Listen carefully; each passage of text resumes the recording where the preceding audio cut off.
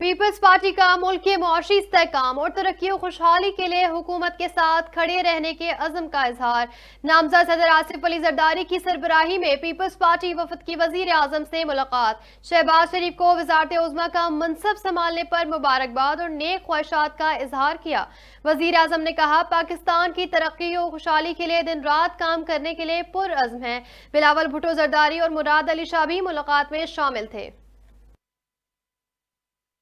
तहरीक इंसाफ ने बानी पीटीआई की रिहाई के लिए कौमी असम्बली में करारदाद जमा करा दी।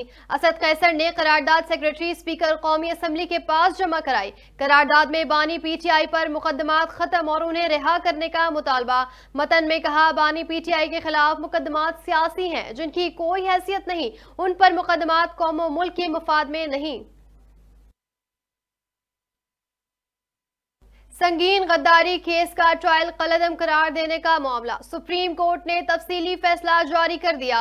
लाहौर हाई कोर्ट का फैसला गैर आईनी करार। फैसले में कहा, खुसूसी अदालत को कलअदम करार देकर लाहौर हाई कोर्ट ने पूरे अदालती निजाम को नीचा दिखाया। खुसूसी अदालत के फैसलों के खिलाफ अपीलें सुप्रीम कोर्ट ही सुन सकती है। अदालत उज़्मा ने अपने फैसले में करारदाद के जजों के बादशाहों की तरह लामहदूद इख्तियार नहीं होते, वो कानून की हुदूद में रहकर फैसले करते हैं। जजिस को चाहिए कि वो तयशुदा कानून और उसूल के तहत फैसले करें। पीटीआई ने यूट्यूबर्स आदिल राजा और हैदर मेहदी से लाताल्लुकी का ऐलान कर दिया। वीडियो बयान में असद कैसर ने कहा, अवाम आदिल राजा और हैदर मेहदी पर एतमाद न करें। पीटीआई का अपना मीडिया और अपने तर्जुमान है। बानी पीटीआई का बयान है, मुल्क और फौज मेरी है। वजीर आजम शहबाज शरीफ आज गवादर का दौरा करेंगे। बारिशों से तबाहकारियों का जायजा लेंगे। वजीर आजम गवादर में रिलीफ ऑपरेशन पर ब्रीफिंग भी लेंगे।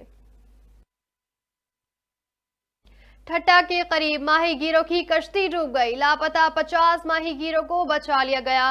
रहनुमा फिशरीज का कहना है, तेज हवाओं के सबब कश्ती उलट गई। हादसा ठट्टा और कराची के दरमियान बीच जामो क्रेक के करीब पेश आया। माहीगीरों का ताल्लुक इब्राहिम हैदरी से है।